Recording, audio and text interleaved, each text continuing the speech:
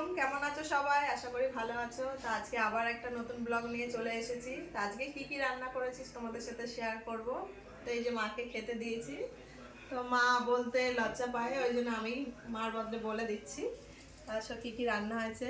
তো এখানে তো আছে ভাত, এখানে আছে টমেটো, কাঁচা লঙ্কা, ধনেপাতা দিয়ে ডাল, এখানে আছে মাংস, আর এখানে আছে ছোট ছোট মাছ দিয়ে কালিয়া, ধনেপাতা, পেঁয়াজ দিয়ে।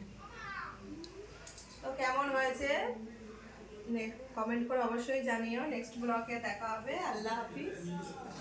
মারে খেতে দেবে না মা খেয়ে নাও। আমি কিছু বলবো না, কেউ আমি বলবো না। মাছটা না না এরকম না। মাছটা আজকে খাওয়ার জন্য বড় মাছটা চলে গেল।